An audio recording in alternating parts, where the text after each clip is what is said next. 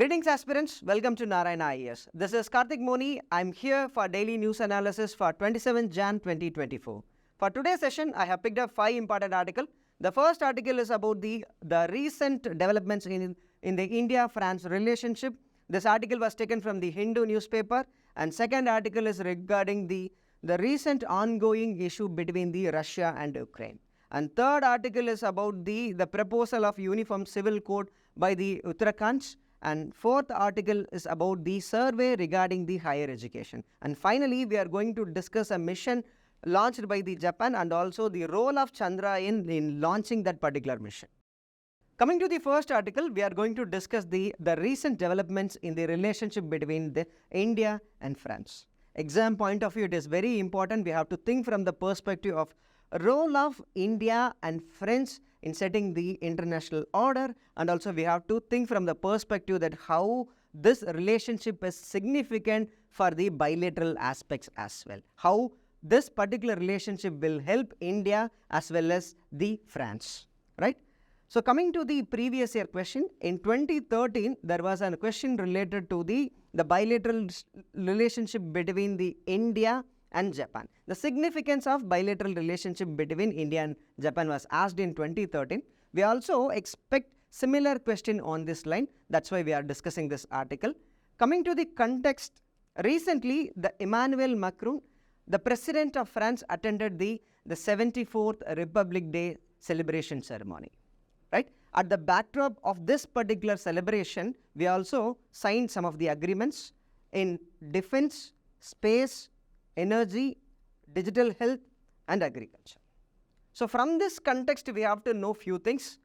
What is the nature of the relationship between the nations that we have to know, and also we have to know about the details about the recent agreements, and also finally what are the major other areas in which both the nations are engaging that we have to know. So these are the areas from the exam point of view are very important. So first we have to know about the nature of relationship. So both the countries are engaging in the strategic partnership. Yes, we are celebrating the 25th year of strategic partnership between India and France. We signed the strategic partnership agreement in 1998. So this partnership agreement is very important for both the nations because for India, France is the first country in the Western nations to have such partnership. And also for the France also it is very important because India is the first nations outside the European Union to have such partnership, right? So this is very important. So it is not only in paper, in practice also it is there. So French is one of the important strategic partner for India. So this we have to understand. Now apart from that, so we are citing this relationship as strategic partnership. Why?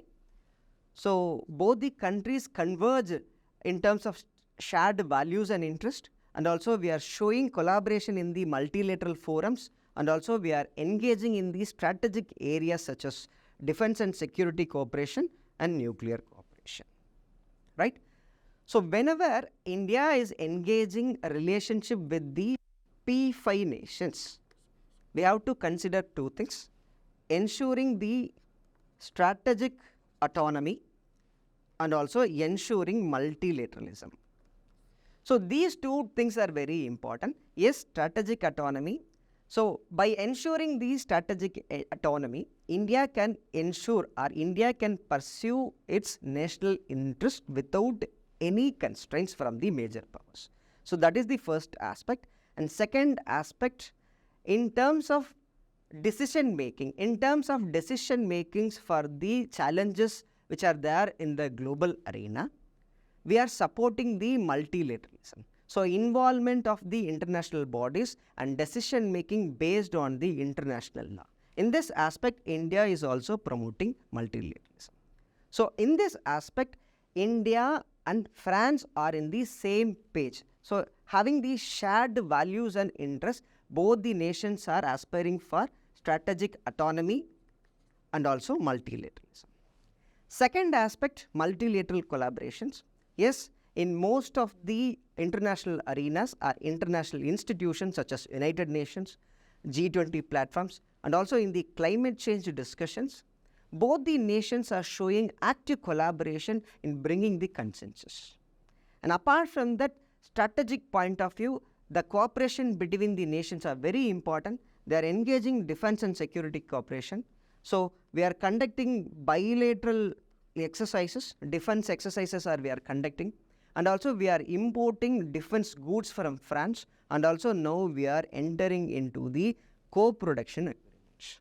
So this is from the defense and security point of view. And finally, nuclear cooperation. Yes, Russia is one of the major partner when it comes to the nuclear cooperation. Russia is the only country which extended its support to construct nuclear power plant in India. Apart from that, apart from Russia, France is also showing interest to construct nuclear power plant in Jaitapur. So these are the 4 areas in which are in order to establish the strategic partnership between both the nations. So now we have to know about the recent developments. So 3 major areas. So we signed the roadmap on defense industrial cooperation, and also we agreed for the space partnership, and also we are also having a joint venture in manufacturing, the local manufacturing of civilian helicopters, right? So first aspect, defense industrial cooperation. So here I mentioned about 2 things. One is aspects of the roadmap and areas of the roadmaps. So the word aspects means the agreement concentrated on 3 aspects, 3 pillars: co-design, co-development, and co-production. So in this aspect, India can have the access to defense technology. The transfer of defense technology is possible. So in this aspect, self-sufficiency in defense production is possible for India. So this is the first dimension. Second aspect, we are concentrating on 8 domains. First aspect is having a airspace technology and land warfare, maritime technology, underwater domain awareness, cyber security, robotics, artificial intelligence. So in this aspect, we are diversifying the areas of cooperation. So that's why the roadmap of defense industrial cooperation is very important, right? The possibility of self-sufficiency is also there, and diversification of the defense production is also there, right? Second aspect, space partnership. Yes, both the nations, so historical past also, France is supporting India in terms of giving launch vehicles. So now also we are looking for the cooperation in the space launches, and also we are looking for the space situational awareness. And also we are also looking for the anti-collision in the space. So these are some of the areas which we are going to work in terms of space partnership. And finally, joint venture for the production of H-125 single engine helicopters in India itself. So now we have to know about the other major areas of cooperation. First one is fighter jets. Yes, India is also undergoing negotiation to procure 26 more fighter jets for catering the needs of the Indian Navy, and also we are also engaging to procure 3 more Scorpion class submarines for India. And finally, the discussions on nuclear cooperation is going on. So France committed to create a nuclear reactor, to establish the nuclear reactor in Jaitapur. The agreement, the discussion started in 2009 onwards. So somehow it got delayed, and later in 2016 the agreement got revised, and now the proposal is going on. So according to this proposal, the France is extending its support to construct 6 European pressurized nuclear reactor in Jaitapur. If it is constructed, it is going to be the largest power plant in India. So coming to the conclusion, this discussion or this visit is very important. This facilitates to push forward the relationship to the another level. So agreement on defense industrial cooperation helps India to establish itself as defense hub in the international arena. So self-sufficiency in the defense production will be there, and also it will give the economical scope, because export potential of such defense establishment is also possible. In this aspect, it is also helpful for India in the economical terms. So next we are going to discuss an article related to the ongoing conflict of Russia-Ukraine. So exam point of view, it is very important. So we have to assess the war. We have to know the reason for the continuation of the war, and also we have to know about the ramifications. To what an extent this conflict is impacting the world in general, that we have to know. So we also had a previous year question in 2022. It is too direct, asking the conflict itself, and also they are asking us to write the ethical consideration in this particular conflict. We are also expecting similar questions on this line. That's why we are discussing this topic. Coming to the context, recently a Russian military transport plane carrying 74 personnel were shot down. So in this event, all the people were killed and most of them were Ukrainian prisoners of war. So here the Russian Defense Ministry is accusing the Ukrainian forces for this incident, whereas the Ukraine is making counter allegations against Russia. So from this context, we have to know about the reason for the continuation of the war from the offensive position of Russia and also counter-offensive position of Ukraine. And also we have to know about the possible alternative to counter or to end this ongoing conflicts. So now we have to know about the reason for the offensive position of Russia. So first and most important aspect is the dependence of Ukraine on NATO in order to ensure the territorial integrity. Already the Ukraine lost its territory, it lost its Crimean territory because of the invasion of Russia. So in order to ensure the territorial integrity, it is actively seeking the presence of NATO in its region. The second aspect, the NATO itself is showing interest to expand its presence beyond Baltic Sea. So previously there was a balance between the Western Bloc and the Eastern Community Bloc. So now this expansion is seen as a threat to Russia. So it is also one of the reasons for Russia to go offensive. And third important aspect is that it is clearly evident that there is a lack of security order in the Europe. And fourth important aspect is that in the war itself, in the conflict itself, the role of private military in Russia is highly important and highly significant. But as of now, there is a fissure between the government and the private military group. So here, by continuing the war, the Russia is trying to eliminate the dissenting tendencies within the Russia itself. So we are having the Wagner group. It is the private military organization. It occupied the Bakhmut region. And also, it is clearly seen that the role of private military is very important for such war, for such annexation of territory for Russia. So in this aspect also, the Russia wanted to pursue the war to eliminate such dissenting tendencies, right? And also, the possibility of continuing the war is possible for Russia amidst all Western sanction because it is getting help from the nations such as India and China. So that is also one important reason that we have to know. So now when it comes to the ramification, it will affect the global supply chains, especially for the food, fuel and fertilizer. So Russia be the major region in supporting the needs of the food, fuel and fertilizer for most of the regions.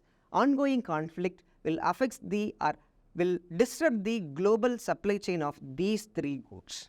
And apart from that, the Russia will be pushed to recruit personnel from other nations, and in the worst case, it will also be pushed to an extent that it has to get support for munition from the North Korea. So these are the positions with respect to the Russia. So now we have to know the position of the Ukraine. So the Ukraine was in need of counter-offensive measures because unless and until it is taking some efforts, it is in a position to lose territory and personnel. But the current situation is showing that the Ukraine failed miserably in taking the counter-offensive measures because it is not able to get its invaded territory. And also we can able to see the stalemate of the war. There is no progress in both the sides that is clearly visible. So in this aspect, we have to know the reason why it has failed miserably, because it received low degree support from USA and NATO. So first aspect, within the USA and also across the nation, the United States received huge opposition for supporting the Ukraine-Russia conflict, and within the NATO there is a difference of opinion between the nations. So in this aspect, the NATO and also USA is not able to fully support Ukraine in countering the Russia's invasion. So coming to the way forward, so what are the positive alternatives that we have to know?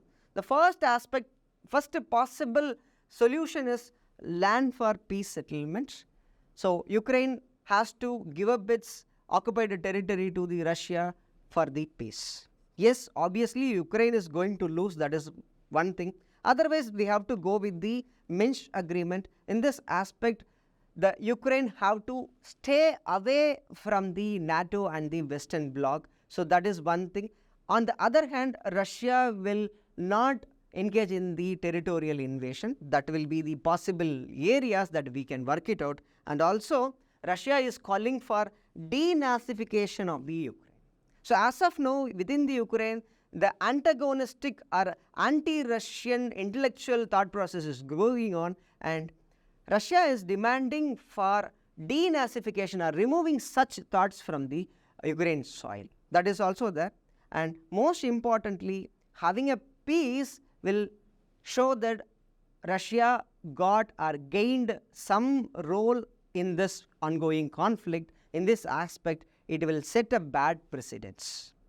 It will be a setback for the Western blocs and the NATO as well, and also in the global arena, it will be a setback, because it set the bad precedence, and also there is a possibility that Russia can align itself towards Iran and the North Korea in the near future. That is possible, and also similar condition can arise in the cases of China as well. China can also take such options to resolve the Taiwan issue. That is also possible, and also the nations in the Caucasus region and also Middle East region will get affected. The sovereignty of such nations will get affected because of the Russian invasion. That is also possible. Next, we have an article related to the Uniform Civil Code. So exam point of view, it is very important. We can expect some prelims question from the constitutional point of view, and also mains question also it is possible. We have to know about the challenges in the implementation and also the positive impact of having such code in India. So that we have to know. We also had a previous year question in 2012 citing the directive principle. Yes, Uniform Civil Code is also one important directive provisions which is there in the DPSP. So we can also expect some question in the upcoming examination, either in the prelims and also in the mains examination. Coming to the context, recently the Uttarakhand government is ready with the bill, the Uniform Civil Code bill, and it also proposed conducting the special session to pass this Uniform Civil Code. From this context, we have to know about what is meant by Uniform Civil Code, and also we have to know about the challenges in the implementation. Finally, we have to know about the positive impact of having such code in India, right? So coming to the Uniform Civil Code, we have to know about three dimensions: what it is, and also what are the constitutional provisions, and also what we have to know about the background in having such Uniform Civil Code. Yes, what it is. India is a diverse country having a different diversity in terms of culture, in terms of religion, and they used to have their own customary practices when it comes to the personal laws. Diversity is there. So in this aspect, the government the constitution is itself aspiring to have a uniform civil code. So when it comes to the definition, it is a position aimed to substitute the distinct personal laws applicable to different communities with unified set of laws. So unified set of personal laws, bringing unified set of personal laws for the entire country, for all the communities, is what we call it as Uniform Civil Code, right? Here the personal law includes marriage, divorce, maintenance, inheritance, adoption and succession. Please remember these 6 words. It is very important. So the personal law means not only the marriage, it includes 6 major categories that we have to know. Apart from that, we have to know about the constitutional provision. Yes, it is explicitly mentioned in the Article 44 of the Constitution, and when comes to the personal law, it is included in the concurrent list. It is very important. So, exam point of view, we can expect some questions in this particular area. So, personal law is placed under the concurrent list, which means both the state and center is authorized to enact law on this list. So, this is important. And also when it comes to the background of implementation, Goa is the only state which is having the Uniform Civil Code. So, now Uttarakhand is aspiring for. So, next we have to know about the challenges. So, diversity is more. Bringing one code is very difficult. Yes, religious aspect, India is diverse, culturally it is diverse, tribal society is having their own traditions. Documenting all those customary practices and bringing one code is very difficult. As of now, we don't have any comprehensive document including all the customary practices of all the societies. No, it is not there. So, when it comes to the implementation point of view, the administrative aspects, we are facing some challenges. So, apart from that, opposition from the minority groups, the minority groups are seeing this as a measure, or it is a gross violation of the right to religion. Even though Uniform Civil Code works within the constitutional framework, they are showing, the religious minorities are showing opposition to bring such reforms. And third important aspect is lack of political will. There is a problem within the stakeholders. We are having a government, legislature, judiciary and society, civil society. There is a lack of consensus between the stakeholders, and also there is a apprehension that there is a possibility of having communal tensions and conflicts if you are implementing the Uniform Civil Code. So, citing this reason, the political parties are staying away from implementing the Uniform Civil Code. So, this is also one of the important challenge when it comes to the implementation of Uniform Civil Code. And finally, the cumbersome procedure. Drafting, codifying and harmonizing all those codes into one is very difficult. As I already mentioned, diversity is more, and also documentation. The existing documents are inadequate to create or support the Uniform Civil Code. So, these are some of the challenges that we have, and now we have to know about the benefits. First and foremost aspect is gender. So, here Uniform Civil Code has to be seen from the perspective of gender. So, here Uniform Civil Code, which we are aspiring for, reduce the discrimination of the women. It is not to reduce the differences between the community, it is majorly to reduce the discrimination against the women. So, as of now, various customary practices within the groups, cultural groups, are against the gender and discriminating the gender. So, in this aspect, bringing Uniform Civil Code will ensure gender justice. So, that is first and foremost important. And second aspect, simplification of the legal system.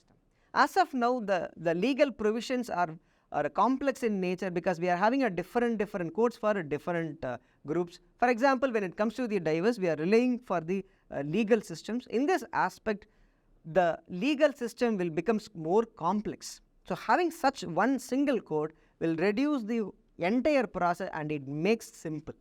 So, as a conclusion, we have to ensure that the Uniform Civil Code should prioritize few values. Yes, justice is very important. Gender perspective, it has to deliver the justice to the women to get rid of the existing discriminative practices, and also equality between the communities has to be there. And finally, cultural sensitivity should be there. Yes, possibility of conflicts and communal tensions are there, so that we have to be very conscious and consider the cultural sensitivity of the each and every society that is also there. And finally, we need collaborative approach or a collaborative effort, including or involving the every stakeholders of Uniform Civil Code.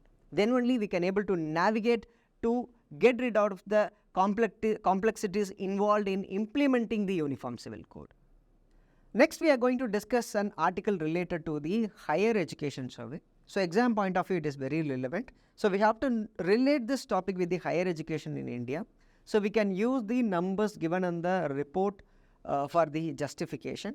And also prelims point of view, we have to know about the survey itself, All India Survey for Higher Education, and also major findings of 2021-22 of this particular survey is also very important.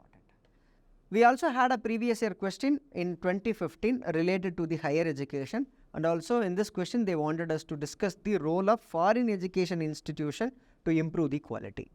So education is an evergreen topic. We can expect some questions. That too, higher education, we can expect some questions in the upcoming examination. That's why we are discussing this article. Coming to the contest, recently the Ministry of Education released All India Survey on Higher Education for 2021-22. So from this context, we have to know about what is the basic details about the survey and major findings of the survey and the challenges and lacunae in the higher education. So about All India Survey on Higher Education. So it is an annual survey conducted by the Ministry of Education. It is a comprehensive data. It tends to account all the aspects, public, private institutions, everything. From the aspects of higher education. It includes some of the major indicators: institution density, gross enrollment ratio, pupil-teacher ratio, gender parity index, and STEM enrollment, science and technology, engineering and mathematics. So we can expect some question that like some multiple choice question in the prelims examination citing some of the facts from the report itself. That is possible. And also we have to know about the key findings. So these are some of the key findings. Here I have highlighted only few points: student enrollment, gross enrollment ratio, SC/ST enrollment, OBC enrollment, and PhD enrollment, and minority students enrollments. Even though the numbers are not important, try to get an idea that the performance is comparatively good. So when it comes to the student enrollment, it increased to 4.3 crore. The number is not at all needed. It's not needed. So try to compare the percentages. When compared to the previous year, around 26.5% increase in the student enrollment as a overall. And also when it comes to the female enrollment, it is 32%. So enrollment aspect, it is performing good. Second is gross enrollment ratio. Here also 28.4% and female gross enrollment ratio is 28.5. So it is the female enrollment ratio is comparatively more. So this is very important. So it is better to note this particular point. The female gross enrollment ratio is more than the male, and also this particular performance is visible from the past consecutive 5 years. So it is very important that gross enrollment ratio in the higher education among females are comparatively good. And third aspect, SC/ST enrollment. So overall enrollment is also comparatively good, that is 44%, and when it comes to the women it is 51%. The performance is comparatively high. And apart from that, OBC enrollment, it is 45% overall, and also female enrollment is 49%. And PhD enrollment, the female PhD enrollment doubled when compared to the last year. So this is also one of the important aspect. And finally, minority student enrollment, it is the overall, it increased from previous year, it is 38%, and female minority enrollment increased to 42%. So here I want to find some important points that the enrollment ratio is comparatively good. The higher education in India is moving ahead in achieving its objectives, that is good, and it is also bridging the gender gap. Yes, in most of the cases, the performance, the enrollment or participation of women in the higher education, the performance in the report itself comparatively good. So slowly we are adjusting or we are bridging the gap between the male and female. And also next important aspect is marginal section and our vulnerable sections of the society. SC/STs and OBCs also bridging the gap. The performance and enrollment of the vulnerable section is also bridging. That is also what important aspect. And finally, the research. The PhD enrollment is also increasing year by year. So the increase, the strides of increase is comparatively high. That too in the female enrollment, it is doubled when compared to the previous year. So these are some of the findings that we have to know from the exam point of view. Try to include those facts in the examination. But one important aspect, that to what an extent this particular numbers are relevant, that is still a question mark. The data is, the relevance or authenticity of such data is still a question mark, because the numbers, the rate of change between the year is very high. So that is still a concern for us. So now we have to know about the concerns.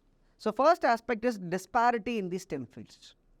So there is a huge disparity in the enrollment of women candidate, female candidates in the STEM fields. That is perceptible, and it is also the similar case is visible in the enrollment of SC/STs in the STEM subjects is also perceptible. So such a disparity has to be addressed for the equitable enrollment. And second aspect, quality of education and employment. So quality is comparatively poor. So employability is still a question mark, and apart from that, the employment generation is also comparatively low. That's why we are facing the trouble of unemployment. And also the problem is perceptible when it comes to the post-graduation, right? Third aspect is infrastructure development. Yes, enrollment is increasing day by day. The consequent infrastructure development has to be there to accommodate the enrollment. So this is lagging, and also we are facing the problem of regional disparity. Some regions, for example, southern regions are performing well and central states are not performing well. Such kind of regional disparity is there when it comes to the higher education enrollment and its performance. And also research and innovation output. Yes, the PhD enrollment is comparatively high. It is doubling, that too especially for the female candidates between the years. But the problem is that the resultant research output is comparatively low. So which means the quality of the education is comparatively low. So that is the inference that we have to take. And finally, the drop in the foreign student enrollment. This is also another important concern, because India is developing itself as a hub of education. So economical aspect also, ensuring the quality is very important. So in this aspect, it is also giving a very important insight in improving the quality of education in India. Next, we are going to discuss Moon's mission of Japan. It titled Chandrayan helped moon lander make pinpoint landing, says Japan. So exam point of view, it is very important. So we are expecting some questions related to the space missions. That too, we have to know about the factual details regarding this mission, and also we have to know about the concepts related to the orbits. Coming to the context, recently Japan launched a mission called SLIM, and recently it confirmed that it achieved the pinpoint landing. It successfully landed on the surface of the moon. So the conceptual aspect, this pinpoint landing is very important. All those events happened amidst some failure in the equipments. The solar panels of the particular spacecraft got affected during its flights. Even though it is facing some equipment failure, the agency is able to launch its mission successfully. So this is the context of this article. From this context, we have to know about the objectives, and also we have to know about some of the concepts related to the orbit. So the name SLIM, Smart Lander for Investigating Moon. The objectives, so it landed 2 rovers to investigate the moon formation by investigating or examining the exposed moon mantle. Right. So this is the objective. For that, they have deployed 2 rovers to collect the sample, to analyze the sample. And when it comes to the significance, Japan is the 5th country to have a soft landing on the surface of the moon. The 5th country. So India is the 4th country. Last year, Chandrayan 3 was successfully landed on the surface of the moon. So India is the 4th country to have such achievements. And apart from that, we have to know about the pinpoint landing. In general, some larger area will be demarked for the landing, either for the landing on the surface of the moon or landing on the surface of the moon or Mars. Like larger area will be demarked. But here they demarked only 100 into 100 meter area. So it is very small when compared to the other landing. And also the mission is able to successfully landed its spacecraft in the particular place.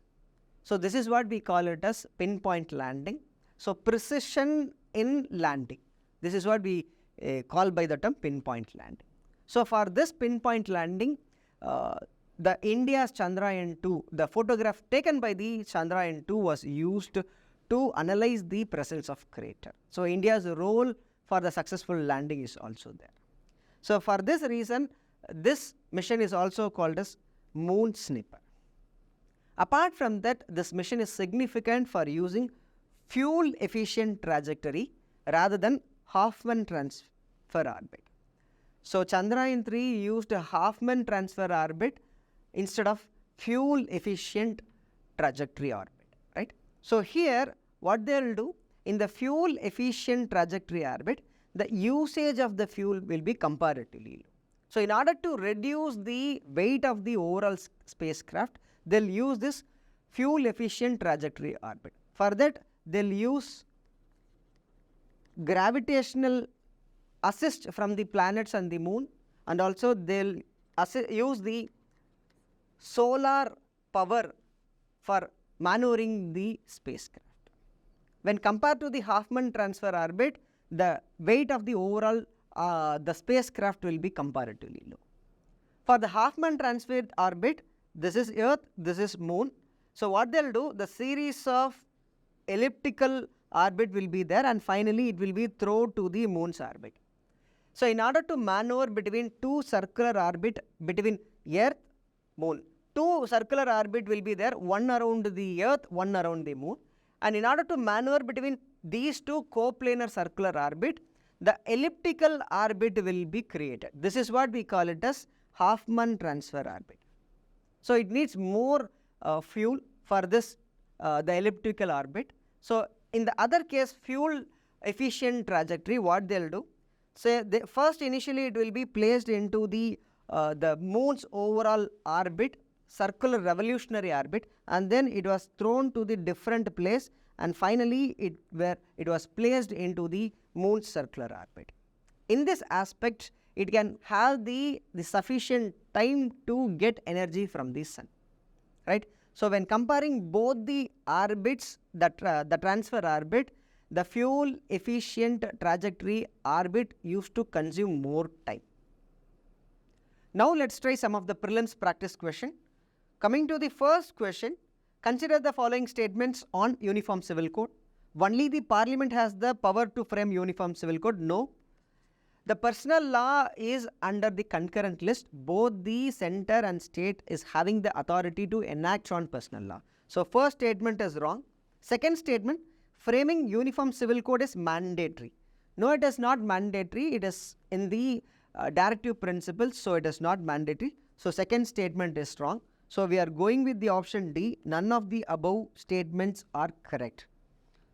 Yes, option D is right. Coming to the second question, consider the following pairs. We are having Artemis mission, Apollo mission, and also SLIM mission, and also we have to pair it with the agencies. So how many of the above pairs are correctly matched? So Artemis mission, yes, it is NASA, it is right. Apollo mission is also by the NASA, it is not by the European Space Agency. No, it is wrong. Third statement, third pair, SLIM mission is with the JAXA. Yes, it is correct.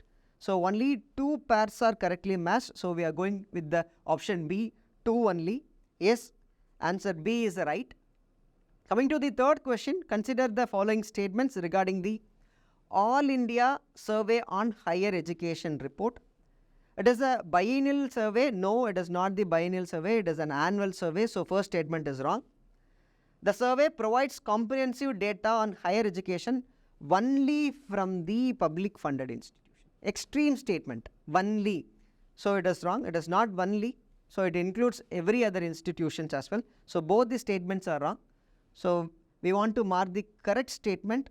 So we are going with the option D, neither one nor two. Yes, option D is right. Coming to the fourth question, based on the All India Survey on Higher Education for 2021 and 22, consider the following statements. So this is the relevant recent facts that we have to know. There was an increase in the enrollment of scheduled caste students in 2021 and 22 compared to the previous year. Yes, it is a good sign. We also discussed. So first statement is right. The female PhD enrollment witnessed a significant rise in 2021-22 from the previous year. Yes, this is also right. The enrollment in STEM, science and technology, engineering and mathematics shows a decline. No, it has not declined, it actually increased. So third statement is wrong. So which of the above statements given are correct? So 1 and 2 only. So we are going with the option A. Yes, option A is right. Coming to the fifth question, consider the following statements. Estonia, Latvia, Lithuania are termed as Baltic states which shared their borders with Russia. Yes, it is true. And second statement, it is regarding the Minsk agreement. I already mentioned about the Minsk agreement in the way forward in addressing the conflict between Russia and Ukraine, where the series of international agreements which sought to end the Donbass war fought between the armed Russian separatist group and the armed forces of Ukraine. Yes, it is right. So it intended to make peaceful settlement between the Russia and Ukraine. So second statement is also correct. So we are going with the option C. Both of these statements are correct. Yes, option C is right. Now let's practice one mains practice question. Examine the evolving dynamics of the India-France defense ties in the light of recent defense industrial roadmap and discuss the strategic significance of this partnership for India's interest in the Indo-Pacific region. Also assess the challenges that may affect the future trajectory of their bilateral relationship. Two aspects. So we have to know about the significance on one hand, and also we have to know about the challenges. So these are the two dimensions that we have to address. So introduction part, what we have to do is we have to highlight the recent commitment, recent developments regarding the invite by the India side and also the agreement side, that we have to mention it in the introduction itself. And apart from that, in the body part, we have to mention the strategic significance. So first, try to outline the defense cooperation, because it is very important, because strengthening the defense cooperation, having the strong bilateral defense cooperation in terms of engaging with the our bilateral exercises, having the importing the defense equipments or self-sufficiency in defense establishments, those things will help India to gain its hard strength to ensure its presence in the Indo-Pacific region. And also we have to mention about the convergence of interest in showing or establishing the presence of both the nations in the Indo-Pacific region. That is also there. So first dimension that we have to discuss that. And second aspect, discuss the implications of aerospace and manufacturing joint ventures. So self-sufficiency is very important. So in order to establish ourselves as a major player, self-sufficiency in the defense establishments is very important. So here we have to highlight how the India-French relationship will enhance this aspect. That is the second dimension that we have to highlight. And third aspect, try to include the role of strategic areas of collaboration such as cyber defense, artificial intelligence in enhancing the India's capabilities. So these are the strategic areas significance which we have to mention when it comes to the India-France relationship with respect to the recent meeting. Now we have to know about the challenges, the problems and obstacles in the trade agreements. So existing trade agreements are inadequate to reap the full potential. And also there is an imbalance, economic imbalance between the nations that we have to consider. And apart from that, the changes in the geopolitics respect to Russia and China, there is a disruption in the global supply chain that is also when affecting both the relationship between both the nations, and also delay, especially when it comes to the nuclear cooperation, and also global uncertainties is also indirectly influencing the relationship. So these are the some of the challenges that we have to highlight. And finally, in the conclusion, try to highlight that India have to work, or both the nations have to work in collaboration to address the challenges to deepen the ties. So in this aspect we can conclude. So that's all about the today's discussion. So please like, share, comment the video, and don't forget to subscribe our channel. Thank you.